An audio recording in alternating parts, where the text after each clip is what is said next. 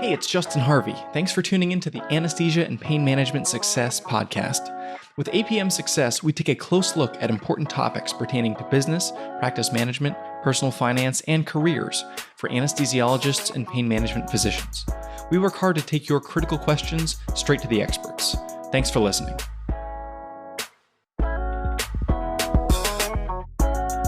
Hello, and welcome to another episode of APM Success. Happy New Year's to our listeners. I'm very pleased to be joined today by Dr. Melissa Murphy, who is an anesthesia-trained interventional pain doc practicing in Dallas, private practitioner, trained at Vandy and Northwestern, and she's here to lend her expertise to our audience. Thank you, Dr. Murphy, for joining us. Thank you for having me today, Justin. For starters, this is that time of year when fellows are starting to look at their options, kicking the tires on practices, looking at employment agreements. Probably like me, you're fielding some questions from some doctors who are trying to figure out how to make their first job, if not the best job ever, at least to not get screwed over in that contract. Right. So tell me about some of the conversations you've been having lately and what should fellows be looking for? That's right. So I remember, I think I started looking for the job right after I matched into fellowship, right? Because I got the match.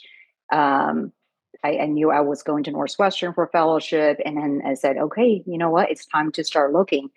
So it's never too early to start looking for the job. Now, how many interviews should you go to? What type of job are you looking for? I don't know. I think that's the question we have to ask ourselves. And for me, it's interesting. I actually had my first job interview a year before I started that job. So I already kind of was interviewing even before I started fellowship, right? And for me, I'm from Texas. My family's in Texas. I know I want to come back to Texas. So start interviewing. Find your friends, your mentors who are in that area you're interested in, and start interviewing. Start talking to your employers and see what's important to you. Now, there's questions about hospital-based private practice. Do you want to start your own practice? There's so many other options. But then at the same time, though, we got to ask ourselves, is this something we want to do? So, I talk to a lot of anesthesia fellows out there. And one question I ask them is, the market of anesthesia nowadays is really, really good. Are you sure you want to take a pay cut to go into pain? So what if you were going to make $100,000 less doing pain medicine now in 2025 or 2026? Is that still what you want to do? And that's a question we have to ask ourselves. What's important? Is that money? Is that your first year salary? Is it the nature of your job? And is that what you want to do? And one thing I tell a lot of fellows is that don't look at your first year salary because it's not important. A few years from now, your overall income is going to be based on so many other things. And the amount of money you make from seeing patients, doing procedures is only going to be a portion of your overall income in a few years. And what about everything else, right? And that's investments, that's side gigs, that's other things. So don't look at the first year salary. And if it's too good to be true, it's probably too good to be true. If you feel like you're overpaid, then you're probably overpaid. And then the money has come from somewhere, right? If you get paid more than what you produce, then does that mean your staff gets paid less? Does it mean your partners get paid less? Does it mean the hospital get paid less? It has come from somewhere. Or there may be some kind of unethical billing and coding things going on. So be careful, be mindful of the things you're looking into. There's a lot of great advice that was embedded there. I will tell you one thing that I've seen, and you described the situation perfectly. There's a danger when you are from somewhere and you know that you want to go back there and you get your first job going back there. The danger of the non-compete. Yes. If you find yourself in that city where you're like, I'm from here, my parents are here, I want to die and be buried here. And if you get a bad deal with an onerous non-compete that forces you to then leave the place where you want it to be for forever and ever, especially if you're so convinced you want to be there that you buy a really nice house with your spouse and you need to continue to, pay that mortgage, that can be really problematic. So for our listeners, if you're moving back home and it's the only place you've ever wanted to be, and actually for our circumstances personally, my wife is from Portland, Oregon. We moved here. And it was kind of that for us. And we rented for a few years, and that was a good fit for us in the living situation. But beware, if that first job that you get isn't the last job that you'll ever have, you want to make sure that the non-compete works for you, that and do an extra layer or two of due diligence to For make sure that sure. it's a good And I fit. think, yeah, I think I'm lucky enough, my job, this is my first and only job after training. So, and I feel very fortunate because many people, they move around 2, 3 years later. And I think looking back, what was I looking for back then? I was looking for somewhere that I can be myself, somewhere I can practice medicine the way I want to practice, somewhere I can do the procedures I want to do, somewhere I like the location, the patients, the partners, the setup, somewhere that we can thrive and shine, right? And that's not something can be measured with your first year salary. That's not something can be you won't be able to tell whether or not that's a good job by reading a contract. You just kind of have to have a gut feeling and feel. Now, you're not going to believe me. I was production based from day one, so I did not have a guaranteed salary. I had Wow. no idea how much I was going to make my first year, and guess what? My first year, that's when COVID hit, right? Oh my gosh. So for a first year out, new attending, production base with no base, with COVID and everything shut down, and I was pregnant with my daughter. I took Whoa. 4 weeks of maternity leave. So if you look at my collection or my pay my first 1 or 2 years, you'll be like, this is not a very attractive salary. And that's okay, right? Because I think what's important to look at is the long game. What's going to happen 3 years, 4 years, 5 years later, and not necessarily that few months during COVID or a few months of maternity leave. Yeah, we have a saying, the long game is the only game. And That's I could right. not That's agree right. more. That's And right. you talked about what do you actually want to do. In the long run, if you're a physician who does, from my standpoint, obviously I'm like the investment wealth management guy. That's So right. I'm talking Yeah. like if you're making good decisions, if you're making a good income and making good decisions about wealth building, you're going to die with an 8-figure net worth, whether or not you're doing anesthesia or pain management, most likely. And what you're going to have at the end of that is the actual substance of what you're doing day in and day out and the people that you're doing it with. So to your point, don't worry too much about the money because it's hard to believe, as you're the PGY5 who's like, oh my gosh, don't tell me the money doesn't matter. I'm just scraping by, but eventually you're going to realize the truth of it. And so Yeah. putting yourself on the track that's going to give you the sort of career fulfillment and the sort of mentorship opportunities and the exposure to the types of procedures, the types of patients that you're really going to want to spend the time doing. That is going Yeah. to, in the long run, you're going to be glad that you focused on that That's right. part of decision making, if in That's fact you right. do. And one other thing, a lot of people have this assumption that they're going to make more and more each year, right? But there is actually no guarantee that your year three, when you are no longer an employee, when you become a partner, there's no guarantee you're going to make more as a partner versus an employed physician. And there's no guarantee that your pay will increase on a yearly basis, right? People think that they're going to make more money each year. They think your first year salary is going to be the base and it's going to increase as we move forward, but that's not the case. And then that brings a point of how do we define value? A lot of fellows, they think, we've been through years of med school and residency and fellowship, we're board certified, we deserve, say, $300,000 or $250,000, right? But our value is dependent not based on our certificates or board certification. Our value is dependent on how many patients you see, how many procedures you do, how many hours do you work. So that is value, especially in private practice. Now, hospital is a little different, but if you're in private, then guess what? Your patients don't care about your board score. Your patients don't care about your percentile. Your patients don't care about how you show up on social media. They care about your care. They care about, do they trust you?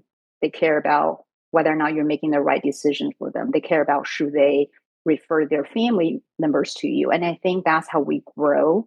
But yeah, I think it just like you mentioned, it's so how is value created in clinical practice, and it's not necessarily based on our certificates and board certifications. Often there's a bit of a reframing of what is important, or at least I'll say it this way, an expanding of the awareness when you move into private practice from training of like, oh my gosh, this is kind of a different ball game than what I got doing, especially anesthesia residency and then the 1 year pain fellowship. And it's like, all right, now I'm in private practice, interventional pain. And the way that I'm operating as a professional, as a physician, it's pretty different in ways that are That's right. difficult to prepare someone for. So can you describe for yourself that journey and what surprised you and any specific experiences that you might have had that sort of encapsulate that? That's right. So I remember my first year out, and I think a lot of us are kind of in the same boat, right? We want to prove ourselves. We want to work hard. We want to see as many patients as we can. We want to do as many procedures as we can. We want to impress others. We want our staff to like us. We want our partners to like us. We want our family to be proud of ourselves.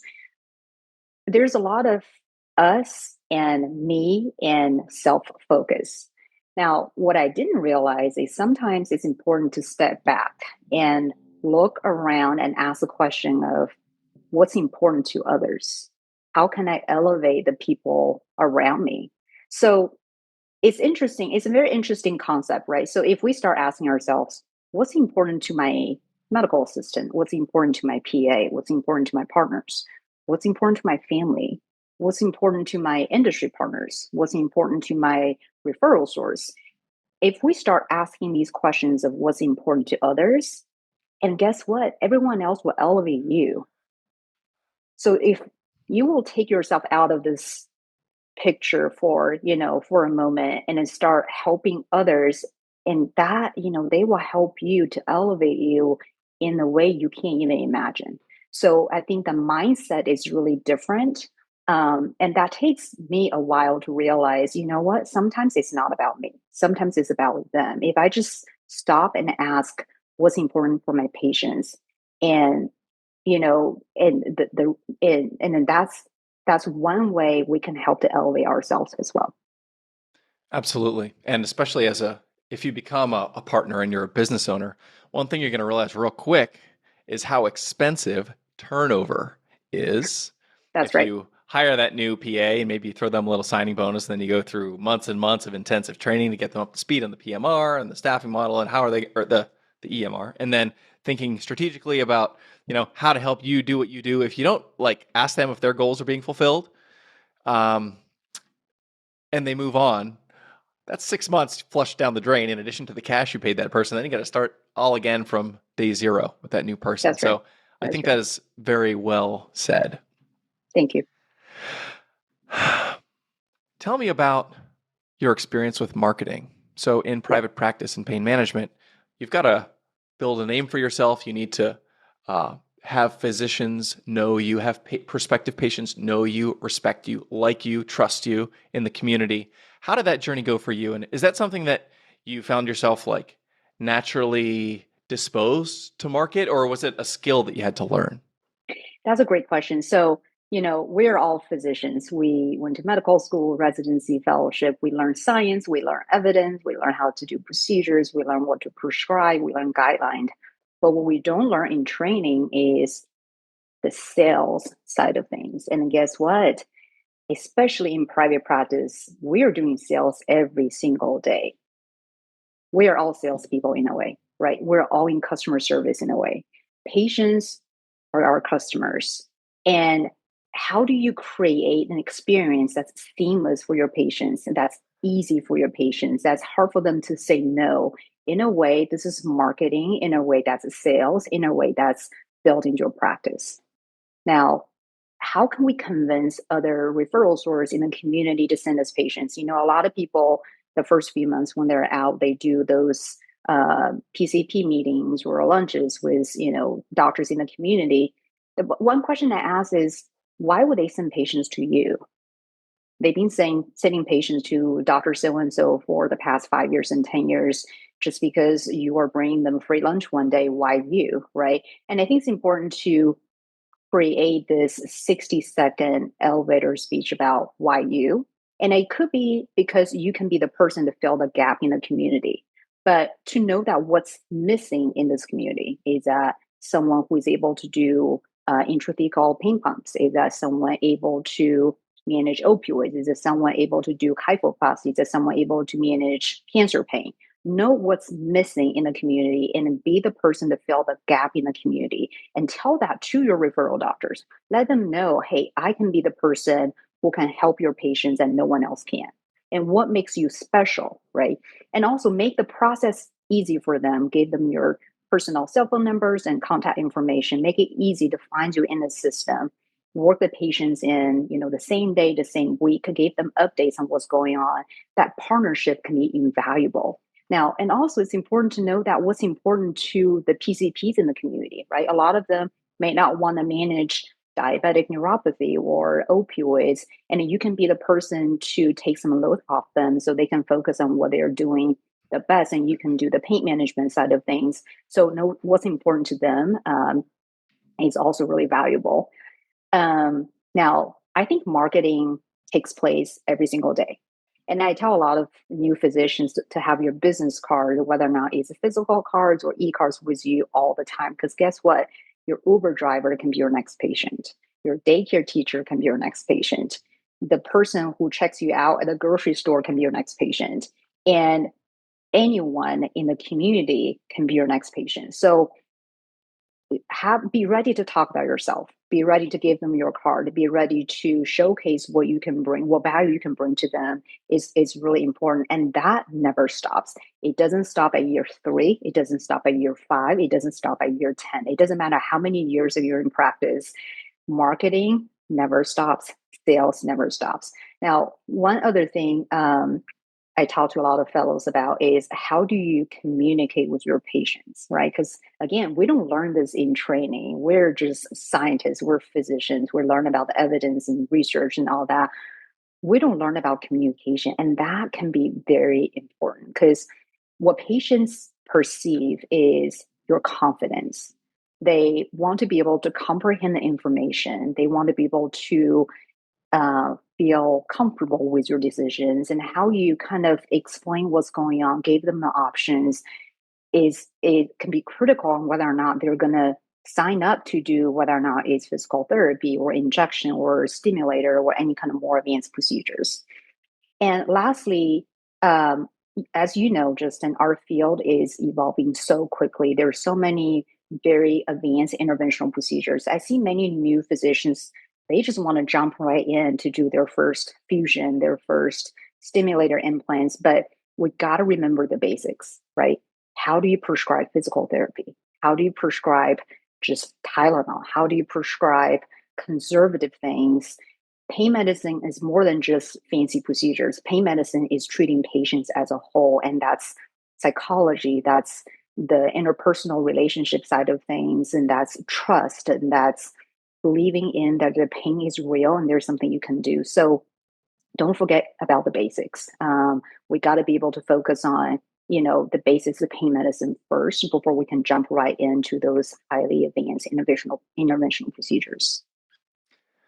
A lot of great nuggets in there, and I think a couple items are worth repeating, especially for fellows, and especially if you're getting into a more entrepreneurial model where it is on a production pay scale. And certainly if you're going to launch a practice, you're going from having patients just show up on your calendar to all of a sudden, as you pointed out, your number one job is sales. And you've probably never done sales in your life, maybe. That's right. And you probably aren't expecting that you're going to finish training and then become primarily a salesperson for a while, but that is absolutely the case. And when it comes to marketing, you don't need to do everything well, but if you have one or two specific strategies that you work and work and work and work, it can be very effective.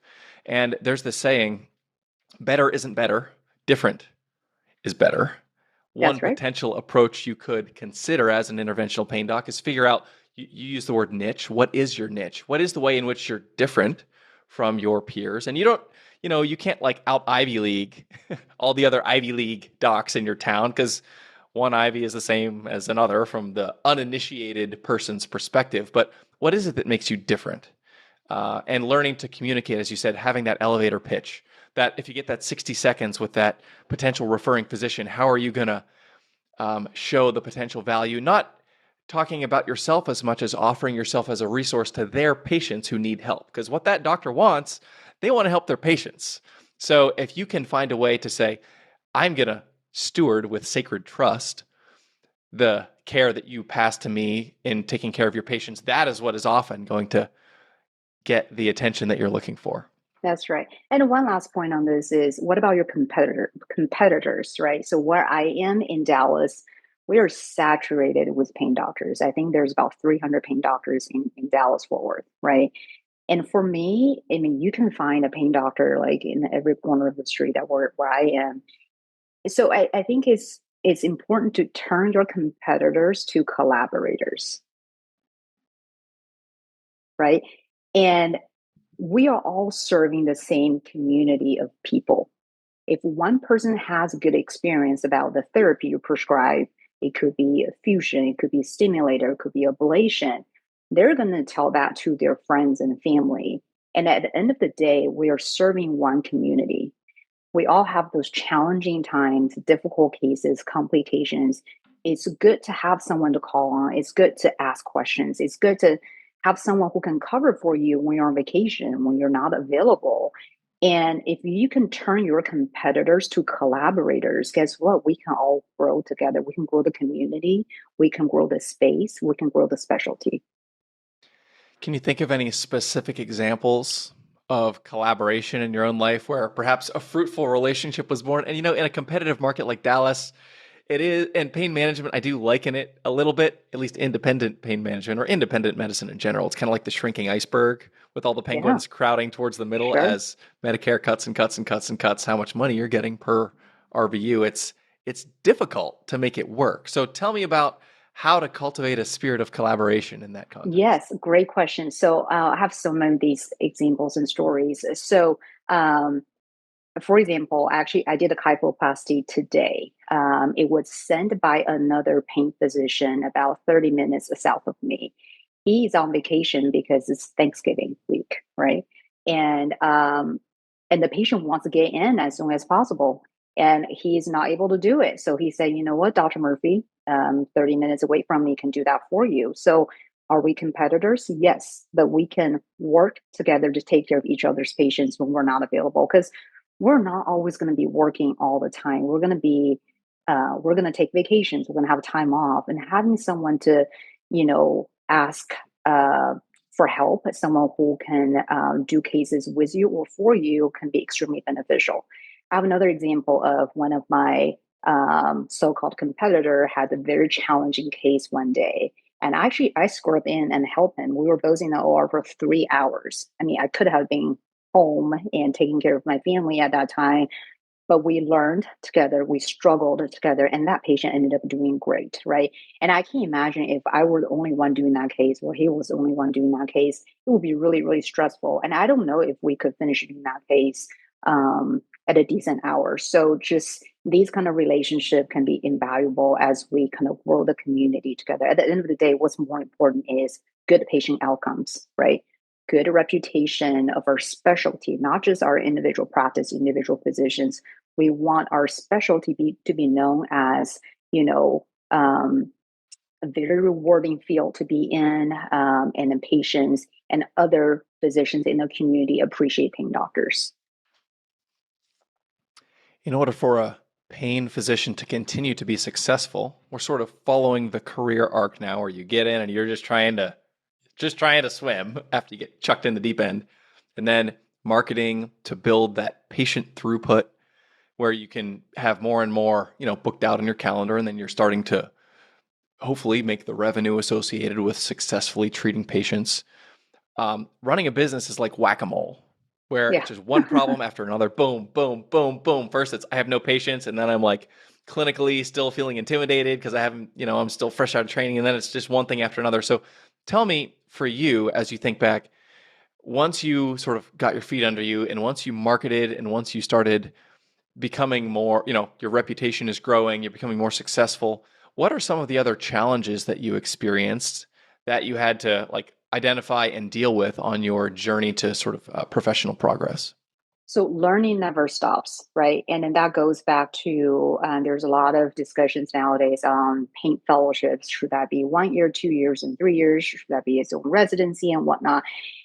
And just know that learning never stops. And I think what we should learn in training and in fellowship is the boundary, when to stop, when to ask for help, how to learn more, how to grow, and what not to do. What is our specialty? What is our um, where's our lane to stay within? So learning never stops. And I think as we grow, in order to keep up with the field, the specialty, the demand of patients, we gotta keep learning. And sometimes I tell myself, if I can just learn one thing a week, it can be as little as a new physical exam maneuver. It can be as little as a new sign on an MRI interpretation, or a tips and trick of a type of procedure that I do. If I can just improve myself one thing a week, then over time, over the years that we're in practice, we can continue to grow.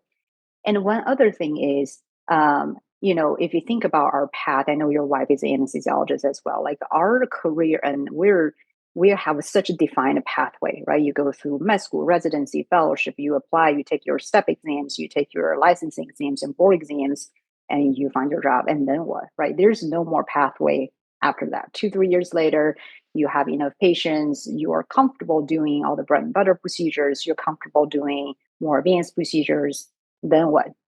Right. And then there's no pathway after this. And some people, they're okay with just working 8 to 5, make good money, spend time with family, and be comfortable with what they do. But some others, they want to create more opportunities for themselves from 5 to 8. Mhm. And what you do after 8 to 5, from 5 to 8, is what you can create, what opportunities you can create. And for many of us, that can be research opportunities, that can be industry engagement, that can be society engagement, that can be how can we promote ourselves and elevate our career to the next level. Now, a lot of young physicians, especially, they ask a question of, how can I get involved with the industry? How can I get more involved with societies? How can I get more potent opportunities and research opportunities? What's the next step? Because you can't read a textbook and learn how to engage or involve with industry and societies. Like, how do we do that? And the question I ask is, we got to know what we can contribute, right? Just to say I can teach someone how to do spinal cord stimulation. Well, a lot of people can teach that. And what makes us special? What makes you special? If there's something about you that's different than what other people can teach about this technique or this procedure. So ask yourself, what can we contribute that's unique and different? And also, if you think about from the industry perspective, they want great outcomes, right? They want to partner with physicians, with providers who can create great outcomes for their patients. And so I think going back to focus on the foundation, the basis of treating patients, have a good workflow, have good outcomes, and the opportunity, they will actually come to find you. And if you're given some opportunities, such as speaking opportunity or research opportunities, make the most out of it. Like, show up, do the work you said you were going to do, meet the deadline, respond to emails, be grateful for the opportunities, and that will create more and more opportunities for us in the future. So at the end of the day, we have to ask ourselves, are you okay? Are you okay doing all the extra work from 5 to 8, right? Because from 8 to 5, it's pretty exhausting trying to see all these patients, doing all the procedures, and take care of your day-to-day clinical duties. These extra things from 5 to 8, is that worth it? Is that, because there will be times you're going to miss your kids' soccer game, dance recital, or certain school activities. Is this really what you want to do? There's going to be weekends and we're going to be at conferences and meetings, and we're going to not be with our family for certain days of the week.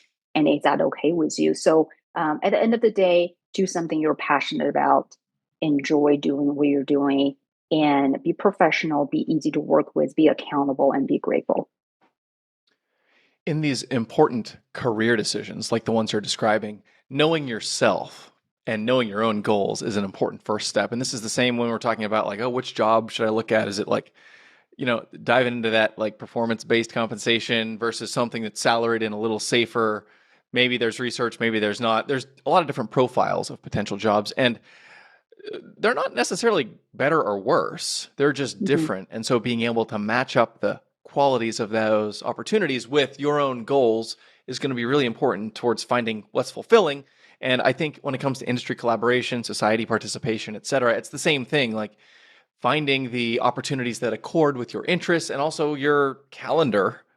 If you have That's three right. kids or four kids, That's right. and you just don't have that 5 to 8 slot, I mean, frankly, you probably know people like this too. It's not the 5 to 8; it's like the 8 to 12, like the 8 p.m. to midnight is when that industry Yes, stuff happens because that's that's like right. the only time that you have a couple days a week. But just knowing what's right for you, which opportunities, but like you've got to want it. Don't do it because everyone else is doing it and because it feels like the next sexy thing. Um, do it because it's the natural extension of your intellectual curiosity. That's right. That's right. That's right. Absolutely.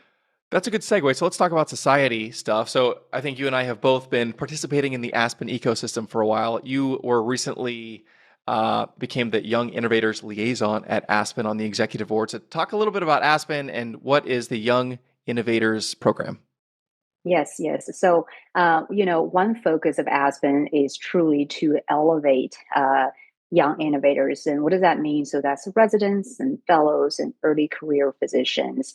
And to know that it's never too early to get involved with Aspen and with societies. It's good to go to go to meetings, meet people, show your face, let people know who you are. And so, the Aspen Young Innovator section, we actually have four co-chairs with four different committees. That's research, membership, education, and mentorship. And there are 22 early career physicians who are leading the leadership council and spearheading these initiatives. That's when you see we're going to do journal clubs and webinars and create research opportunities and a mentorship for our young innovators.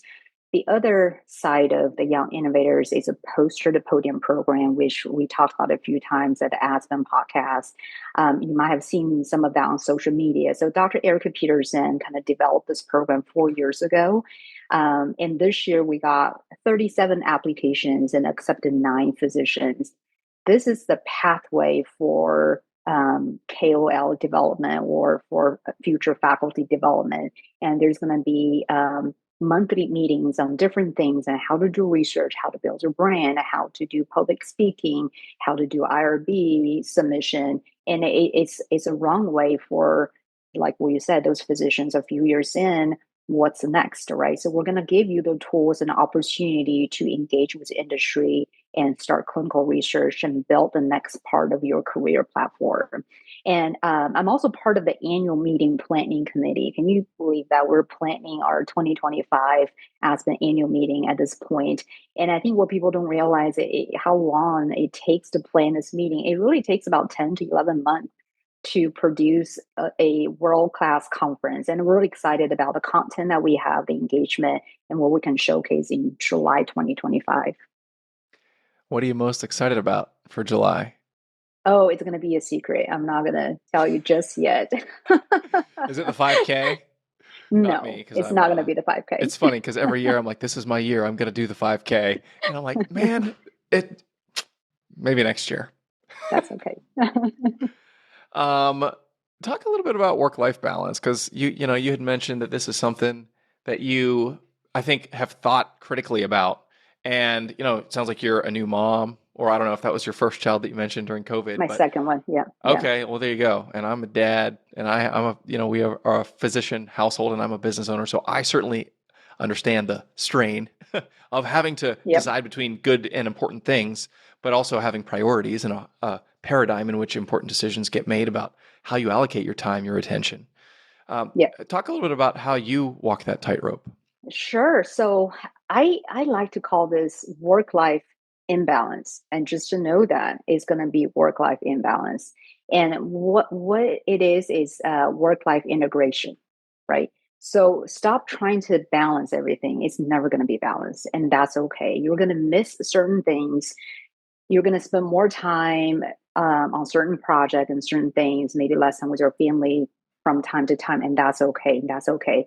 I think it's important to know that we got to integrate work and life. So I have a 7-year-old son and a 4-year-old daughter. And it's never easy to build a career with a toddler, a newborn, and 2 kids at home. And there are days I remember I was holding my baby with one arm and trying to work with my right hand, or trying to feed my daughter and be on a conference call at the same time. So there there are different ways we're going to have to make it work. And but also just to know, I truly think we can instill our work ethics in our own children's life.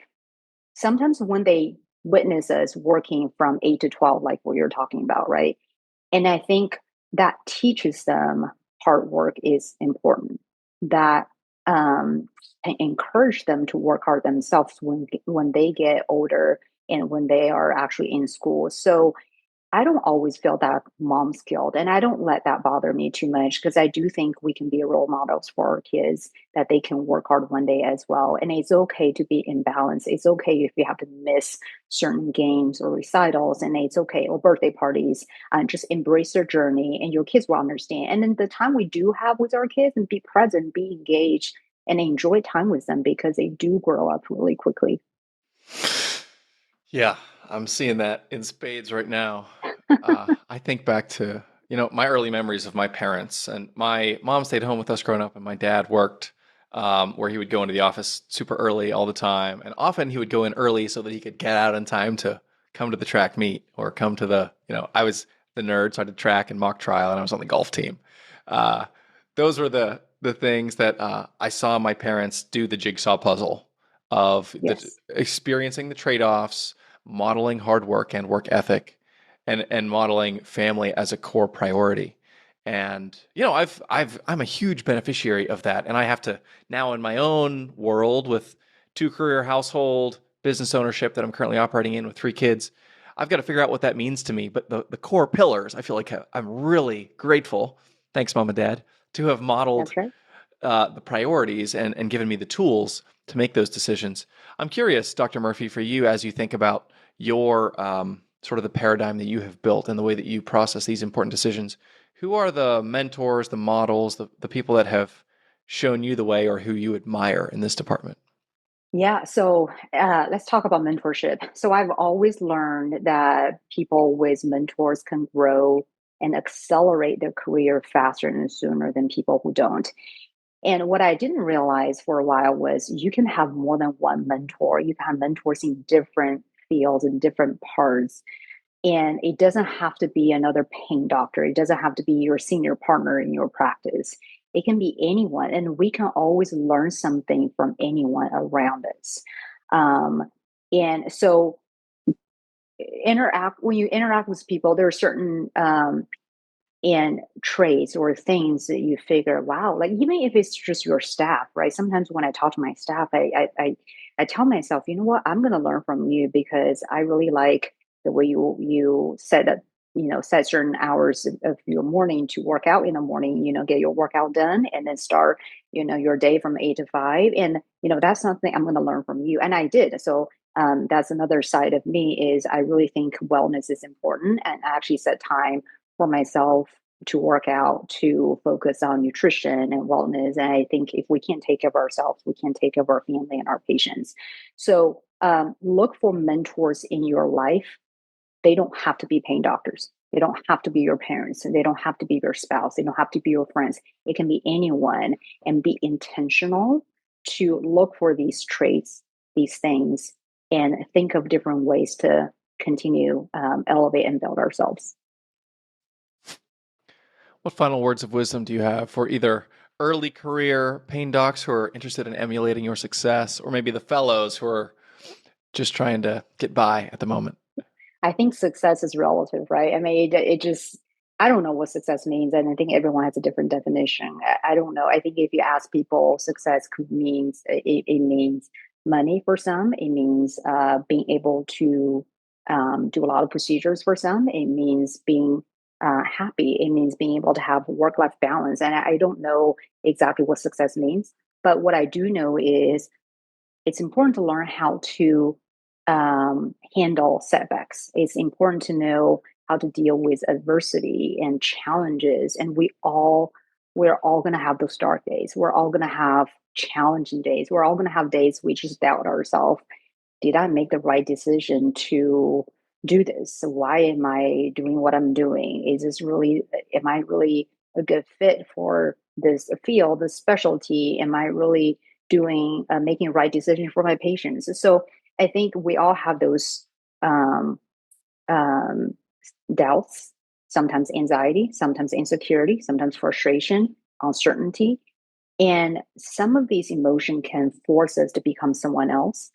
But we got to remind ourselves that we have to be us, we have to be authentic, we have to be who we are instead of trying to fit to become someone else. But looking back, I tell myself, and it's okay to have dark days. It's okay to have challenging days. It's okay to have some doubts. It's okay to feel like, sometimes I don't want to do these advanced challenging procedures anymore because they're hard and they're difficult. And there are days we're going to be on the top of the world, and there are also going to be days on my knees begging for forgiveness. But all those emotions and smiles and tears and anger and frustration can mature us and shape us into who we want to become. And it's important to learn from those failures and embrace the challenges, enjoy the journey, and celebrate all the baby steps and work towards who we want to become, work towards our goal or our definition of success, whatever that means to you. I think celebrating success is so important. I love That's right. celebrating because life beats you down. And when That's you right. do that thing that you set out to do, like take a moment, be with the people that you care about, and recognize with gratitude that something beautiful has happened and be happy That's right. about it. I think That's right. that it warrants repeating. Can you think of a specific instance where you had some adversity, some specific hardship that ultimately formed part of your character constructively in your career? Yeah. So I was actually born and raised in China. I moved here when I was 17. I was a junior in high school. So I remember moving to this brand new country with no friends.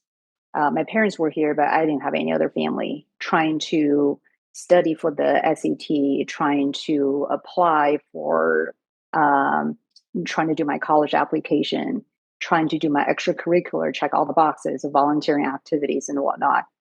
That was hard at age 17 and trying to catch up. And, I just want to get into college. And those were fairly dark days in my life. I feel like looking back. And I think those are the things, in a way, at that time, I didn't really appreciate and understand, like, why am I the one going through all these things when a lot of my friends were maybe partying or, enjoying life or hanging out with friends. And, they don't have to worry about um, trying to get used to a new culture and a new life and a new language and, trying to learn how to take a test using in a different language. I mean, that was a lot of things I had to deal with, and no one else had to do that at that time. And I remember wishing what if I moved here when I was 10 or 8 or 5, then I don't have to deal with all that when I was a junior in high school. But looking back, I truly think those are the days in my life that have made me who I am today. Hmm. I think I understand the value of hard work. I understand what I didn't have before. I understand that I can't take things for granted. So, all these things may seem to be dark days at that time. Over time, 10, 20 years later, when you look back, you will appreciate those opportunities that you were given in life. Thank you for sharing that story, Dr. Murphy. And thank you for joining us today on the APM Success Podcast. It's been a pleasure speaking with you. Thank you so much for having me, Justin. Have a great day. If you liked what you heard this week, head on over to apmsuccess.com, where you can find more content and free resources to help you build a successful career in anesthesia and pain management. If you wanted to leave a review in iTunes, I'd also really appreciate it. Thanks for using some of your valuable time to join me today on APM Success.